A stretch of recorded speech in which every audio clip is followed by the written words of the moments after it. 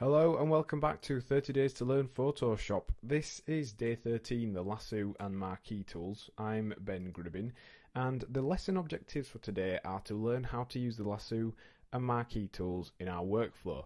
So let's jump over to Photoshop and we're going to consider what the marquee tools are first. That would make sense. So the marquee tools and the lasso tools are very similar. They create selections of areas and they are able to then mask off that area so you can concentrate whatever tool you are using in conjunction with them on that area. So we're going to show you what we mean now. If we press M, that will take us to the rectangular marquee tool, or if we press Shift and M, we can then cycle through to the elliptical marquee tool.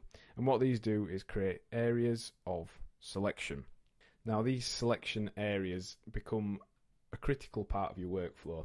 You've got numerous options along the top here, and we're going to show you what these do. So once you've selected an area off, you can then use pretty much every tool within that area, and what it will do is literally restrain your actions to that specified selection. So for example, we can delete an area, make it transparent, we can resize an area like so, and we can apply filters. We can apply different colouring to that certain area. So that's why they're used. They're used for very quick kind of masks of an area. And you've got multiple options for these. So let's say you want to add more than one selection. You can do that by using this option up here. Or very quickly you could just press Shift to add an extra selection. So if you just do that, click and drag, that then creates an entire group of selections. Alternatively, you can just use this menu up here. So now every single one where click and make here is added on as another part of the selection. This one will actually remove any selections or cut out from a selection we've made. So for example, we could make a selection and then cut out the center of it like so. And you can also jump to that by pressing Alt and holding Alt down and then clicking and dragging as normal, and that removes that area from a selection. So then when we're creating or working on that area, we've actually got a cutout in the middle. You can also feather these selections. So if we were to type into the feathering box here, like 30 pixels, that will feather the edge of our selection. You can see it's gone slightly round at the edges just to show that. Now when we paint in, we'll actually have a soft edge, so that's quite handy, particularly when you're tracing objects that have a complicated background to avoid borders and things like that. So once we've painted that in and undo that, you can see that's got a soft faded edge to it. And there's some more options as well. You can also create perfect squares using this tool. So if you click and start to drag your shape, if you now press and hold Shift, that will convert that to a perfect square should you need to do so. And the same goes for the elliptical marquee tool. You've got all the same options, but also you have got the ability, if you press Shift and hold it down, you can create a perfect circle. You can also transform these selections. So once we've created one, if we go to Select and Transform Selection, we can actually transform this selection as well, because the current selection we have will just change the whole picture as you need it to do. But if you go to Select and Transform Selection, this actually allows you to resize the box itself rather than the image that's contained. You can then use that to fine tune and modify that. Now unfortunately there's no shortcut for that for some reason. So that's the marquee tools. Now they are a little bit more basic. They create squares and circles and that's pretty much it, unless you start adding to them. But in order to mask out images and really get fine control over your selections, you can use the lasso tools, and there are three. We're going to consider all three. There is a lasso tool, the polygonal lasso tool, and the magnetic lasso tool. Now they're available under L, so if you press L and press Shift and L, if you want to cycle through those, they have all the same options, so we can add and subtract from selections using Shift and Alt or this panel along here. And these are great because they actually allow us to create custom shapes with our selections. So we're going to show you how you could use one to mask out this vehicle here removing the background very carefully. All you need to do, zoom in a little bit so you can get to see the edges quite clearly. And it doesn't really matter where you start, but we're starting using the polygonal lasso tool.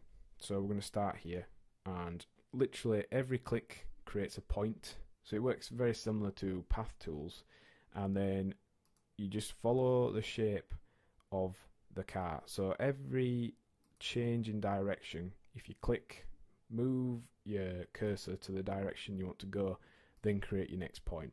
And all you're doing is essentially tracing out the very edge of the car. Now it takes a little bit of time, a little bit of practice. The longer you do take and the higher resolution you can work with, the better, but that's in an ideal world. So all you need to do is just take your time, work your way around the image, and very carefully mark out the area that you wish to keep. And obviously some images are more detailed than others.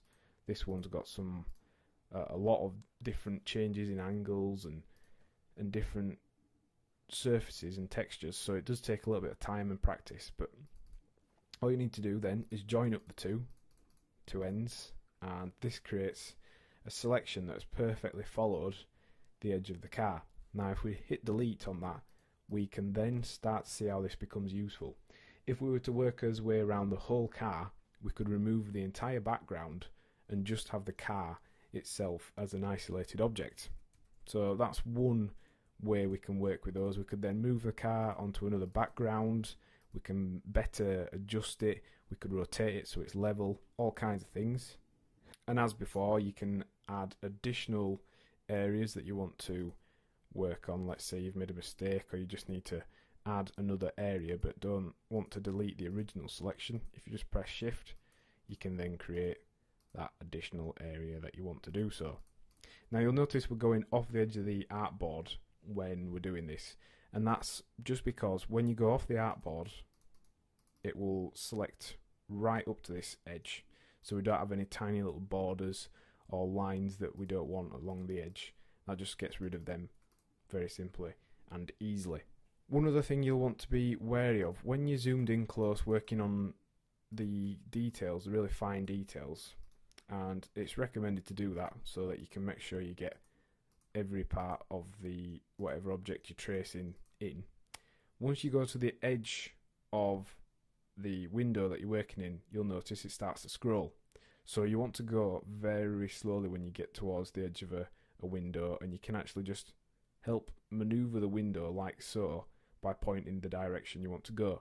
If, however, you were to go too fast, you do end up off course and getting lost on your image, which is kind of a problem in CS5 Photoshop because they got rid of the ability to zoom out whilst you have this tool selected. So in order to get round that, what you need to do is press the space bar, and you can just simply drag your way around. Unfortunately, for some reason they removed the option and the ability to be able to zoom back out to get an overview of the image while using this tool. So use the space bar, and let's say you just want to close your path. Rather than going around the whole image, you want to just close the path on the next point. If you create your shape and then press Command or Control, it will actually close the path off for you on that point, rather than you having to go back, because you could be 5,000 pixels away from wherever you started. So that's another little quick tip just to close off your selection area.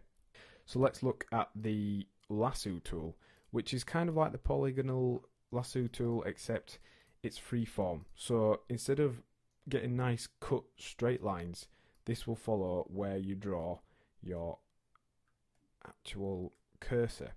And that's good in a way, but it also can look a little bit messy, a little bit untidy. We've actually got a feathered edge onto that, so let's just remove that. And what it does is it follows where you draw, creates the selection for you, and we can use all the same sort of options as the other tools, and we can just delete the edge there like so. So it's a little bit more freeform, slightly more difficult to get nice straight lines with it. For example, along there you can see that line's gone very wonky and a little bit odd, but it does help on curves and things like that. And also we have a magnetic lasso tool. Now this is completely different. It actually works out on an image an area that you want to select, kind of like the paint bucket tool does, except it's helping you select out an area. So let's just show you that now. If we click on this little area here, you'll notice we're not really doing anything. We've clicked once and it automatically creates these paths. It automatically works out the area you want your lasso tool to work on, and it kind of lays down like a spider's web and sticks to that edge. It does a fairly decent job. It's sometimes a little bit messy, but you can actually help tweak how accurate it is again by using things like the frequency, which is the amount it's going to add points to the path, and also using the contrast, which helps when it's considering the area. So for example, if we turn the contrast right up, hopefully this will help it calculate the areas we want to select a little bit more easily. And then again, you can add and subtract from these selections. You can feather the selections, and it's a very versatile set of tools, the lasso tools. Very quick and easy to use. They work really well, and when you use a combination of the marquee tools and lasso tools, you're able to mask out images and select large areas very quickly and just be able to do quick deletes and edits on them. So what have we learned in today's lesson? Well, we've learned how to use the marquee and lasso tools, and we've also considered what each tool is used for and when we would use them. And your task for this lesson is to use the polygonal lasso tool to cut out an object from its background. So just practice on doing that. Once you've selected the area, if you press delete, it deletes that background. Next time on 30 Days to Learn Photoshop, we'll be looking at the clone stamp and pattern clone stamp. Thanks for listening.